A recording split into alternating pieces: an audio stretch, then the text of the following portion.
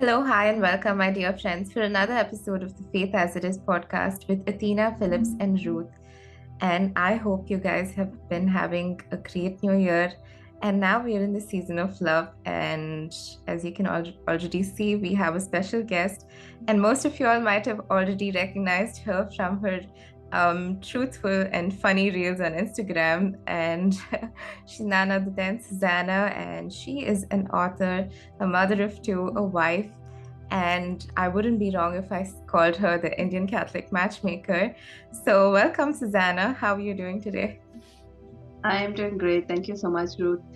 Um, as Ruth said, I am a wife, a mother, a matchmaker. Not super successful matchmaker, but maybe more of somebody who talks a lot about love and relationships, and people have found that helpful.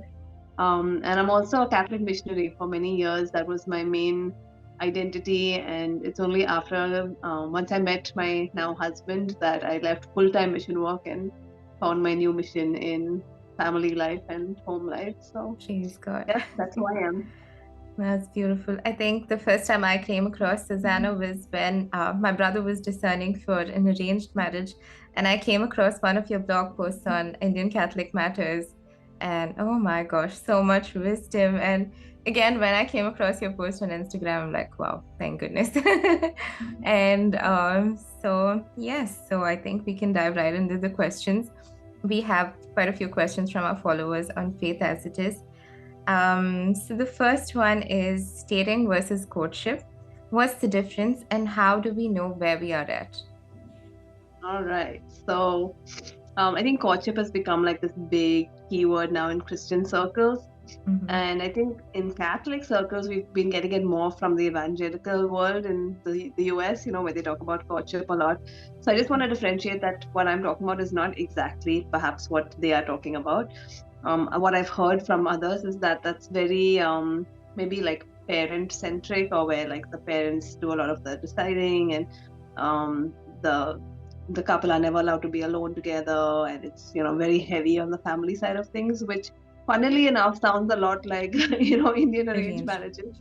But what we are talking about, what I am usually talking about when I say courtship, is more about intentional dating. So it's just not dating just for fun, or just because you find someone attractive, you want to hang out together, you want to have like this whole experience of romance with someone, which is what a lot of people think of when they think of dating.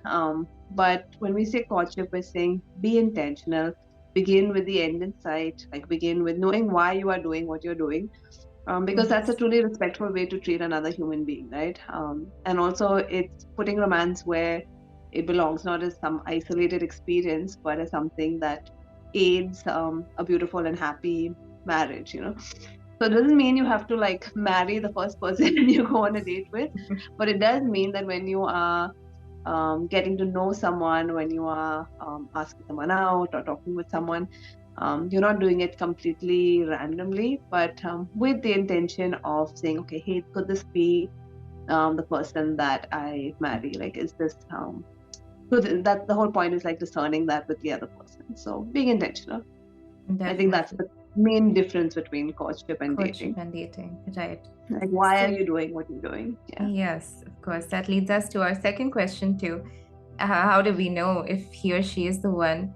And also, I think it ties up with another question that we have with the process of discernment, right? How do we discern and what to keep in mind? All right. So, first of all, this is it might be bad news for a lot of people. You cannot know 100% sure. Some people say that they do, but you actually cannot. God doesn't usually give us that kind of hindsight to be like, okay, 100% sure, like I'm going to be perfectly, amazingly happy with this person. We're never going to have a problem. Our marriage is going to be completely successful. Um, but you can know to a certain extent, right? Like there is certain amount you can do to say, hey, like I see a good chance of this being a happy and a holy marriage. So what I tell people is there's actually only one way to know if he or she is the one. It's not typically like some, amazing sign that just appears. It's Right. the very beautiful Catholic process of discernment. So, for those who don't know, discernment is basically walking with the Lord in your decision making.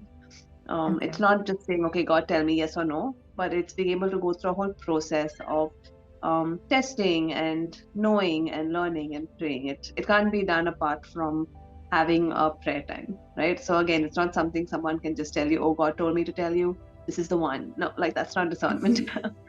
So it's an ongoing process. It's something that takes time. And I don't think people have told me, they said we had no idea about this concept. We had no idea that this had anything to do with choosing a marriage partner. And I'm Wow. like, okay. So I guess it's good that we're talking about it. And actually, we have my husband and I have been doing a video series with the Redemptorist Media Center in Bangalore. So if you just look that up, and maybe Ruth will leave a link. Yes, It's yes, I called can do That Catholic Couple, which is on the RMC video channel. So we talk in more detail about discernment and all of this stuff in those videos. Awesome, awesome. Yes, that is good. So the next question is something that you have answered. How does one go about finding a spouse in today's culture and today's dating culture more specifically? That's why we have the Catholic matchmaking service. No, it's true. It is a problem, and it's something I used to ponder a lot, in my single years. I'd be like, where do we find somebody who cares Swear. about their faith? I'm sure there must be other people like this. And I used to, go on thinking, okay, like there should be somebody who tries to like put these people together, like give them a chance to know each other. Because what I used to find was, especially in India, a lot of the young people who had an alive faith, tended to be in these lay communities. But the lay communities didn't tend to mix with each other. so, Right. there'd be these little isolated groups of people. And I'm like, no, there've got to be more people. And the funny thing is, the community that I grew up in, most of the people in it were related to me. Oh So man. my group was even smaller. I was like, okay, this is sad. I'll just be this auntie person who like gives people advice, without having a spouse of my own. But so I guess like the best advice I could give for finding someone, especially if you are someone who takes your faith seriously and you're looking for someone who has that same goal or that same priority, is to connect yourselves with other Christians. Don't just stay at home. Don't just stay behind a computer screen or a phone screen. Like, try to build communities with others, and that the Lord has to also provide. So, but you have to make an effort. You have to go out, like go attend meetings, find out what's happening in your area. Even if it means going, traveling a bit, attend a conference, check out the different lay communities. They may not be perfect. A lot of people have a lot of issues with different groups, and it's true there are struggles and challenges. But ask the Lord to lead you. There might be a good fit for you, and it could be a place where you meet a future spouse. And even if you don't, it could be a place where you build an awesome group of friends. So Awesome. Yeah. that was my Win-win. experience with her. I joined a Catholic mission organization and was not with the goal of finding a spouse, but that was there, at the back of my mind. I was like, wow, I'm better to find an awesome Catholic spouse. And I didn't, like there were lots of very, very nice people, and lots of other people found spouses in our organization. But I didn't, and the Lord had a different plan for me. And so years later, after being a sort of established senior missionary, I happened to meet Joel at a retreat. So it was a very unexpected way that God made it all happen. So I couldn't have planned it, but what I did do was I put myself out there, not just in a dating side way, which are good things to have, but living your life. Don't just stay at home feeling sad that you're single. Ask the Lord, like, hey, where can I jump in? Where can I find community? Where can I find friends? Where can I build community if it doesn't exist already?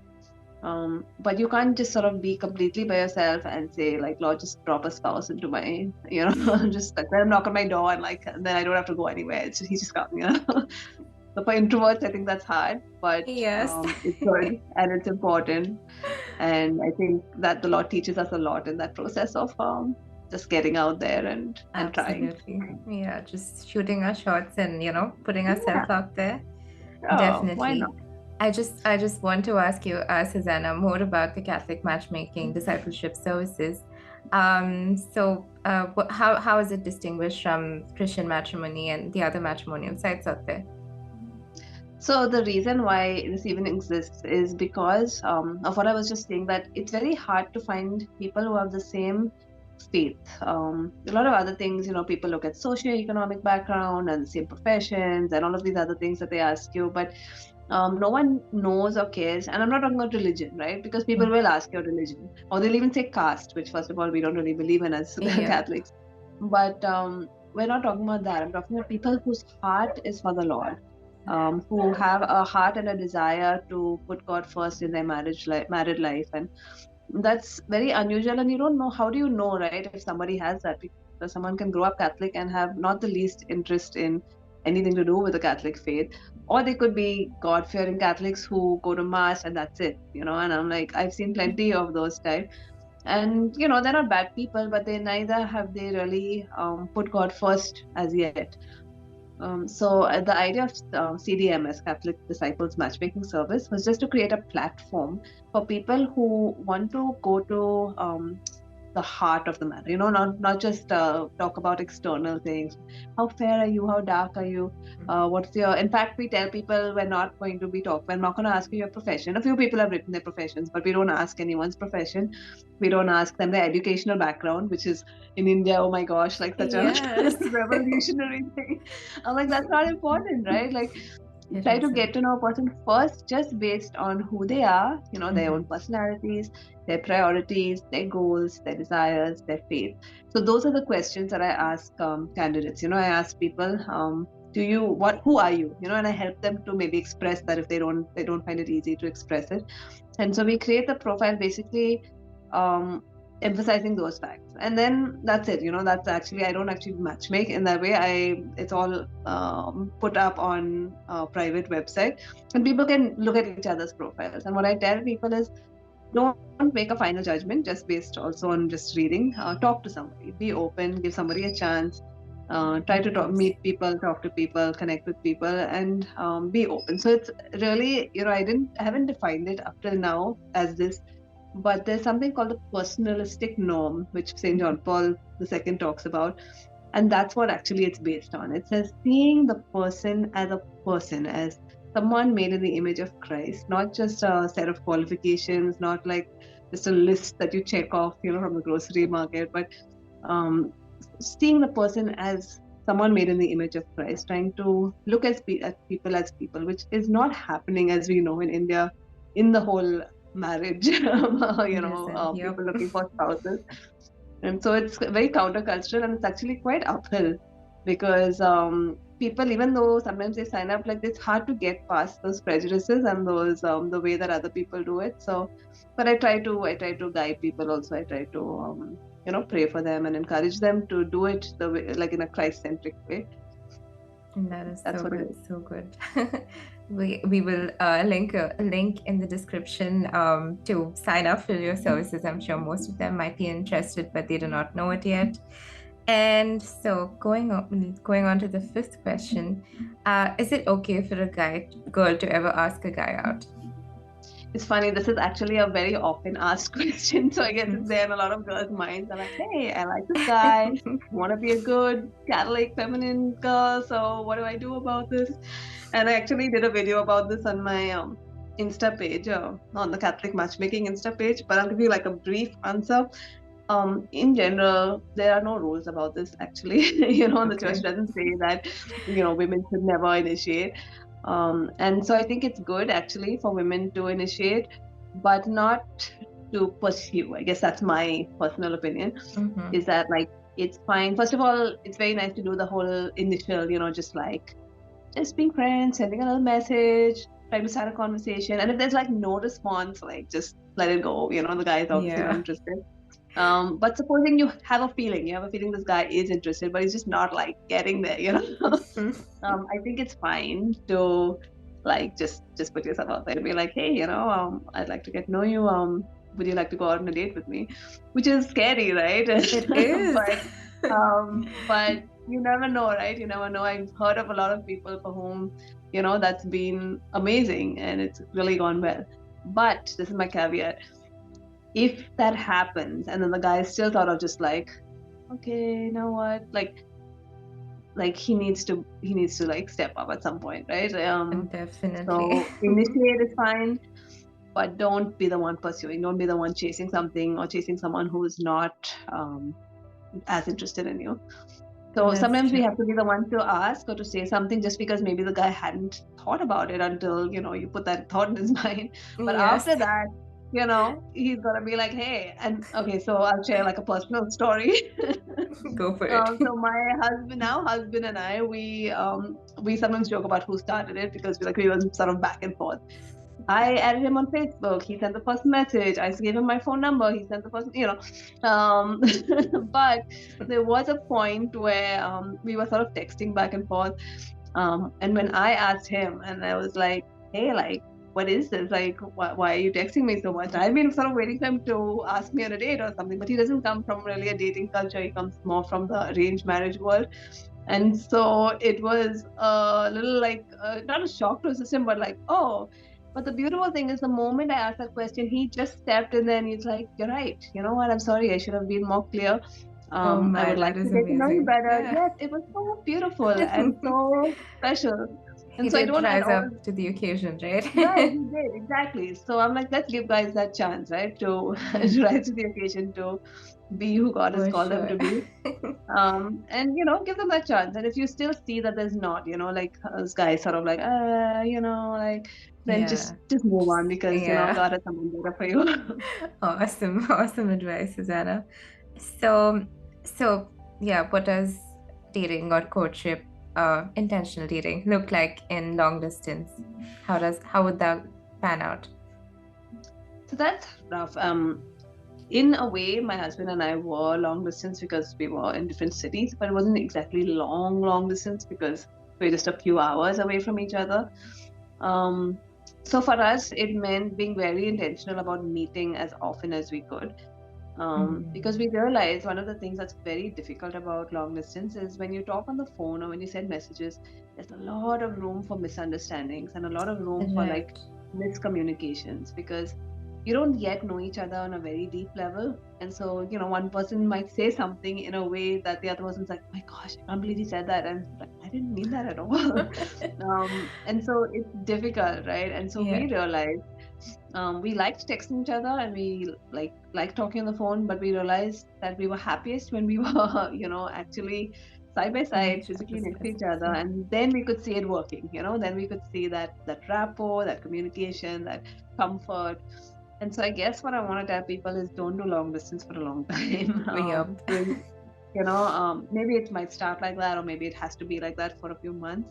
But if you're seriously interested in somebody, make a way that you are both in the same place at the same time to do a proper discernment. Right. Um, so, and don't make it, maybe I think as far as possible, don't make a decision before that. You might be like, hey, we're getting to know each other. Let's stay in the same place for a while, whether that means moving your job or working from home or whatever it is. And ask the Lord, obviously, to guide that. But I'd say like do everything that you can so that you are able before getting married, before even getting engaged, to be in the same place at the same time for a significant period of time, so you can actually get to know each other on a deeper level before making those lifetime commitments. Right, right. Perfect. Um, so how do you explain physical intimacy to your children? This is an important question. And I mean, when we become parents, so what do you think? How did Well, ha- so far I only have a 2-year-old and a like 6-month-year-old. So I've not actually had to explain it to my children yet. But it's something I guess I've read a lot about and heard a lot about, and I've spent time with missionary families who take their faith seriously. And I think it does start right from what they say is you don't like have the sex talk. It's more Right. like a series of talks that you build one on each other. So it's not like, okay, you never talk about any of this stuff, and then suddenly when they're 12 years old or 13 years old, suddenly you have this talk and you're like, oh my gosh, I I can't know. believe this stuff exists. It's so disgusting.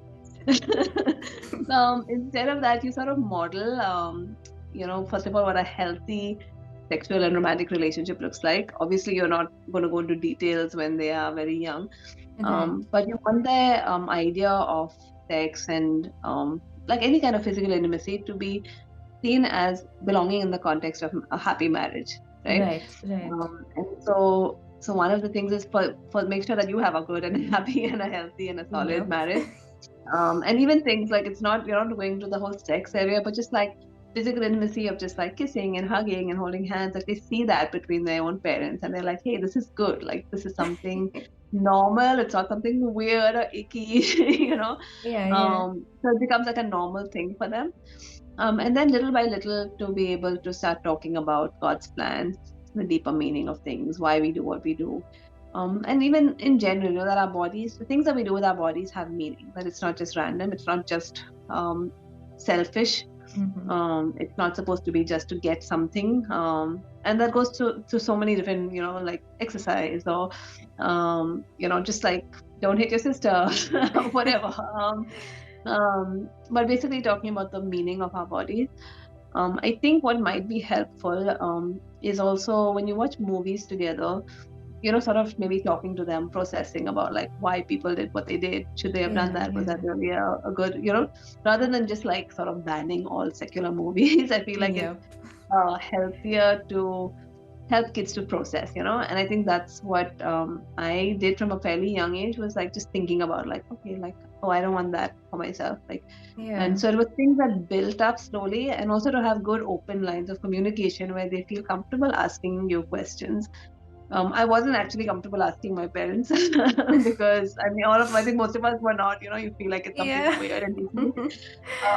And I want to try to make sure that my children know that they can, you know, if the question is in their mind, even a small question, that they feel very comfortable to just sit and talk it over with me and with my husband. So I guess making sure that you have that good line of communication, and then things will come up, right? It's going to come up like, oh, someone Yeah, did this yeah. in class, or you know, I saw this in a movie, or you know, what does this mean? And just helping them to process it all in God's beautiful plan, right? To say like, some Yes. people don't understand the plan and they hurt each other, but you know, God has such a good and holy and happy plan. And so, you know, Yeah, even sometimes we might make mistakes, and people do make mistakes, but yeah.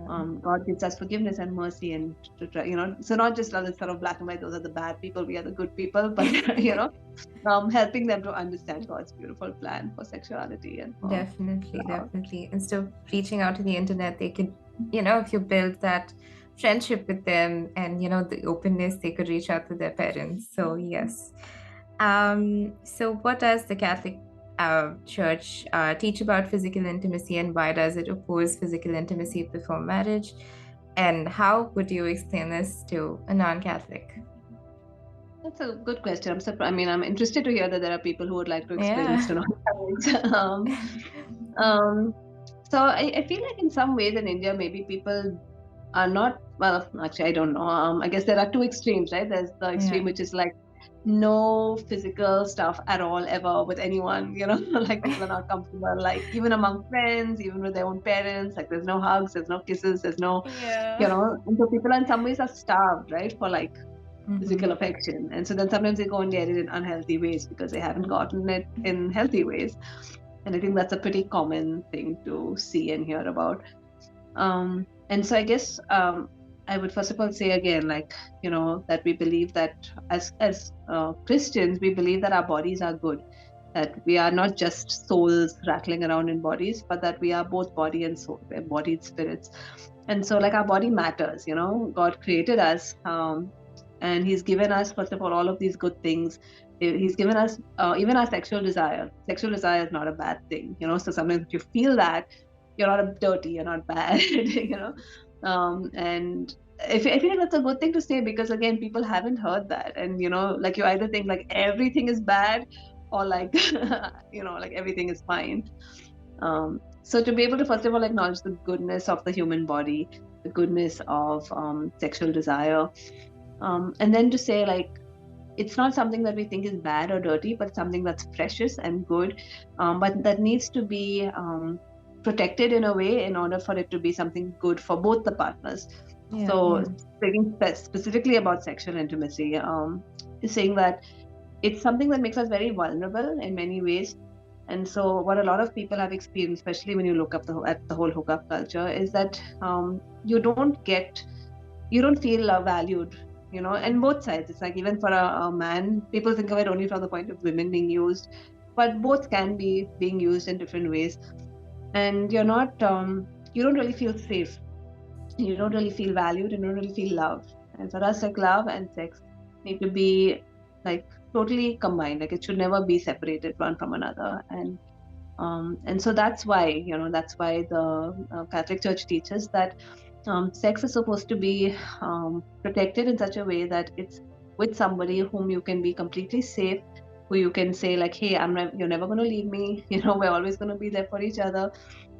Even if things go up and down or difficult, or we have challenges, or if we get pregnant or anything else, all of those things happen in a safe and loving, committed relationship, which is what we call marriage.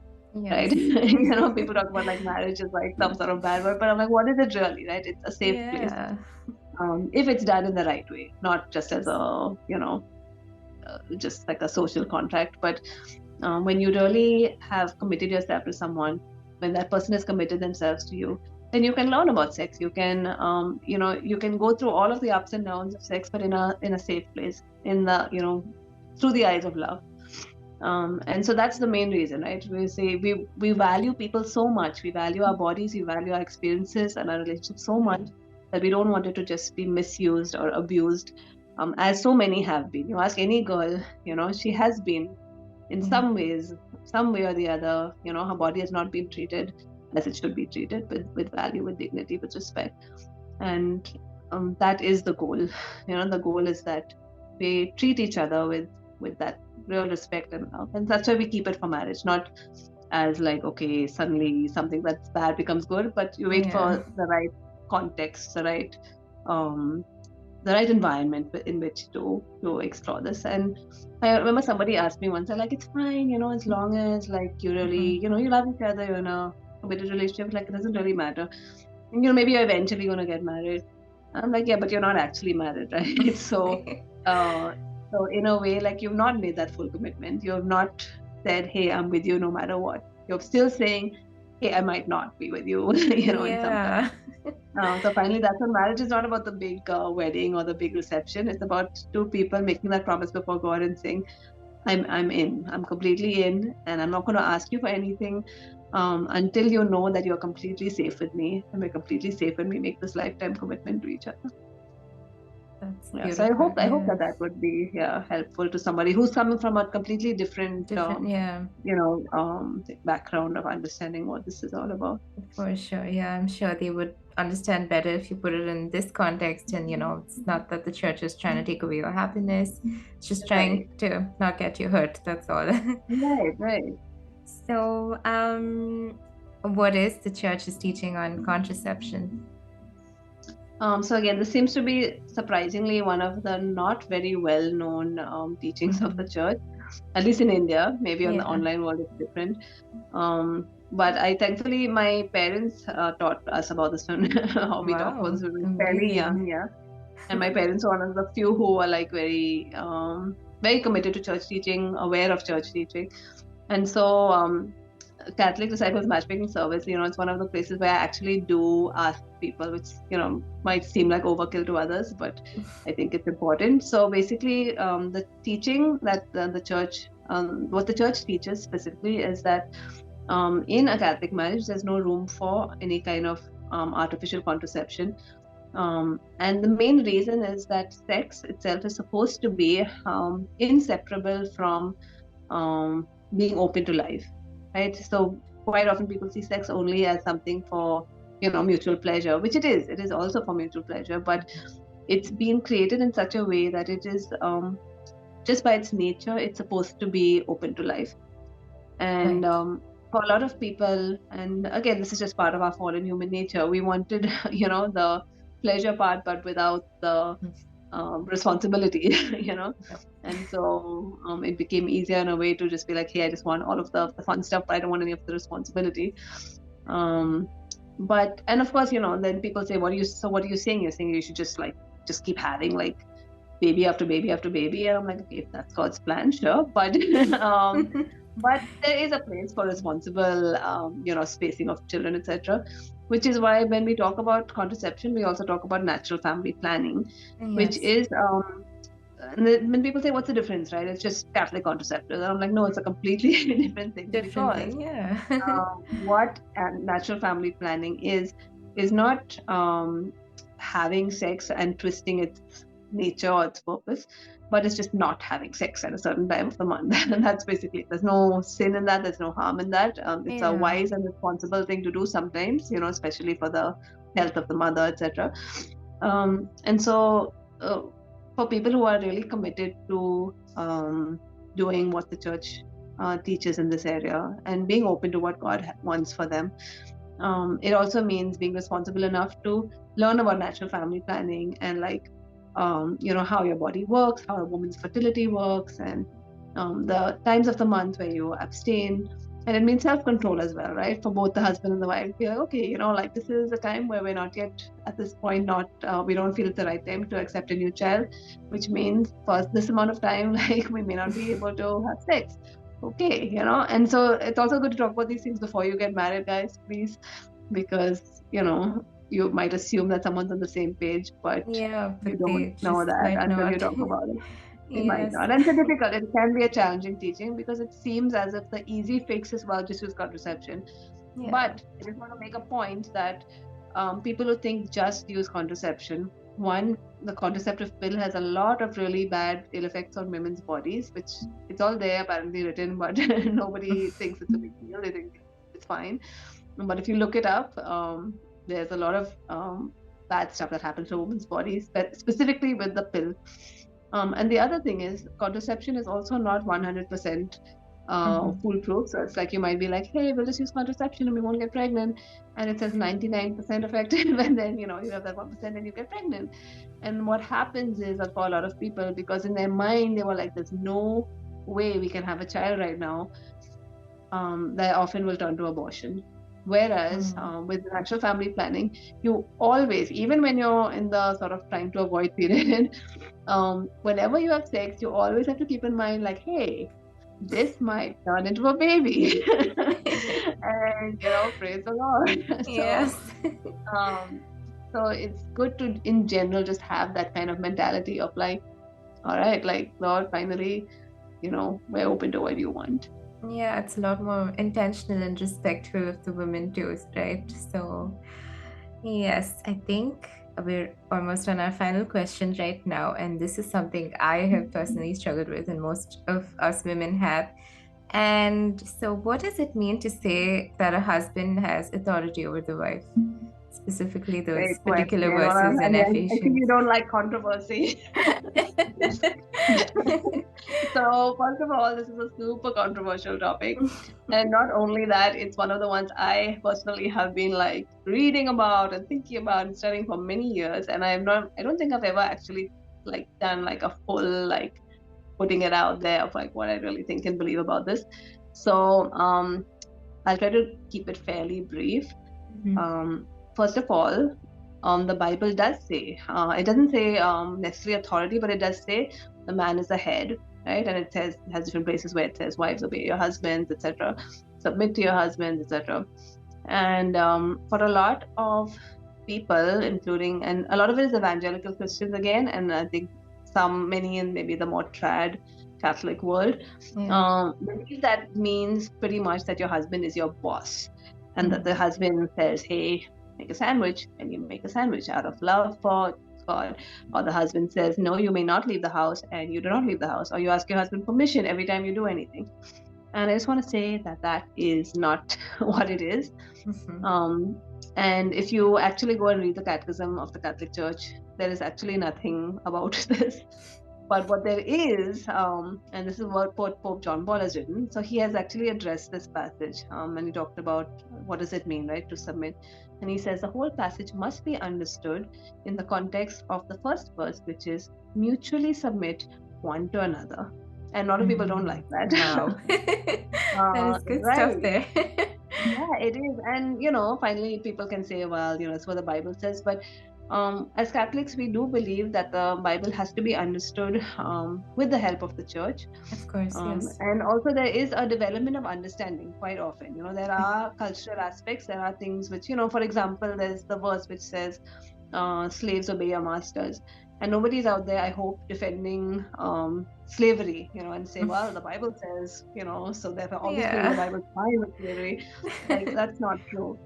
And just from lived experience, like, I've only been married a few years, but I can see, with my husband, how beautiful a thing it is for us to mutually submit one to another. You know, Yes.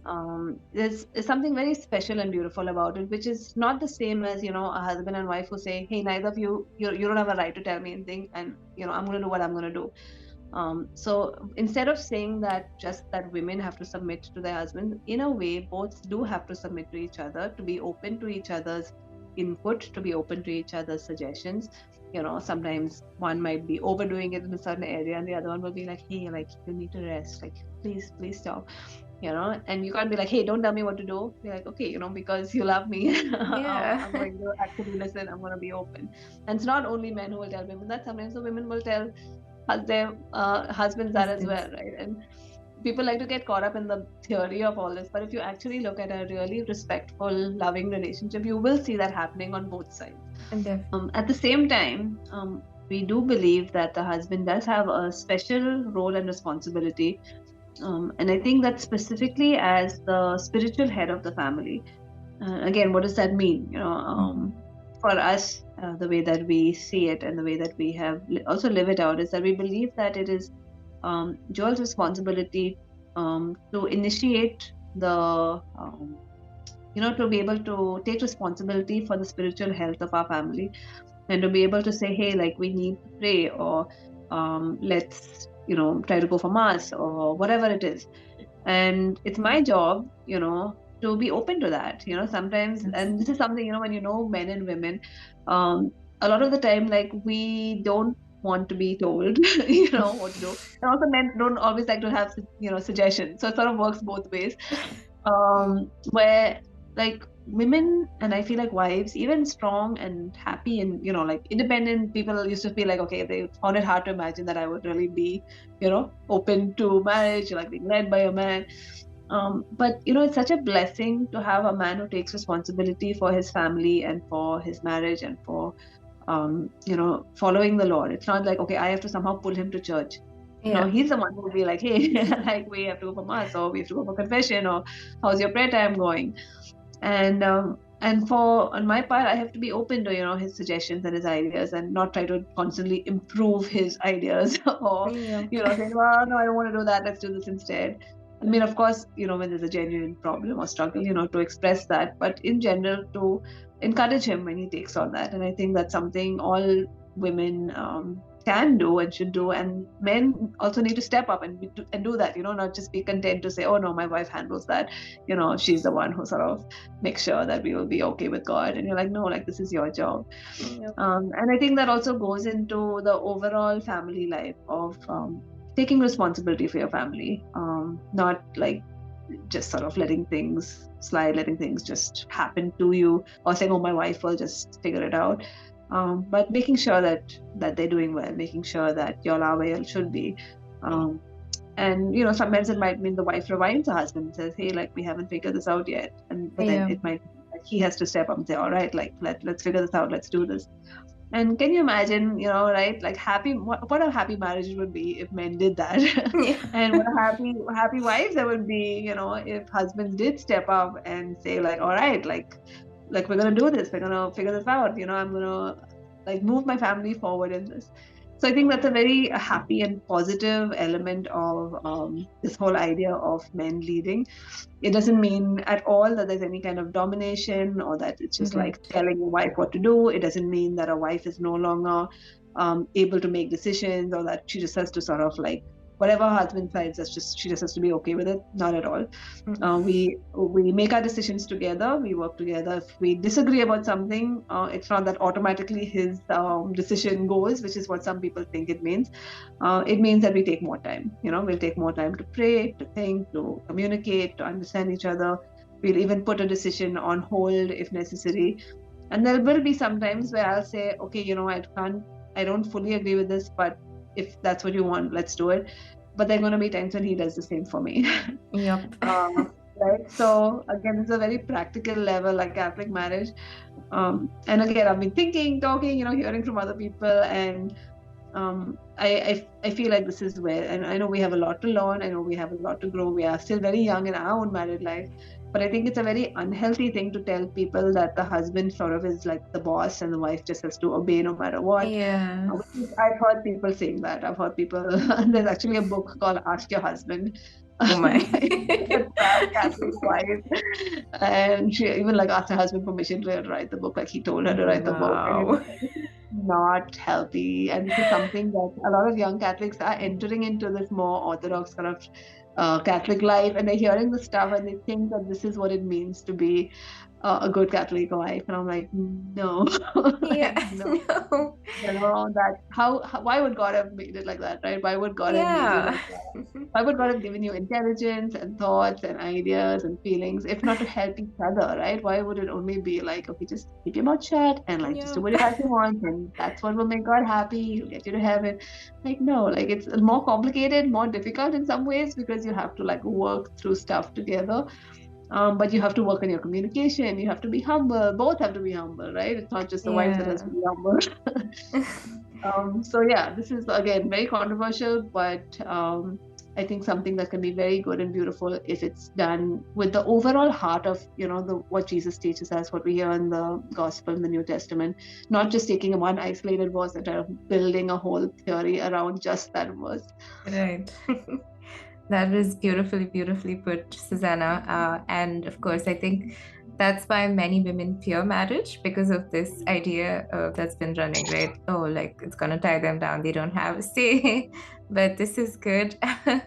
Thank you so much. You have been such a blessing to us. I'm sure many, many people who are discerning marriage would agree. Thank you for being on this show. And the link for your Instagram page, for the Catholic Discipleship Matchmaking Services, and for your book, Let's Talk About It. It just helps people pick up a conversation of how, and it's a very guided and structured book for anybody to communicate better. And we will put the link for that as well.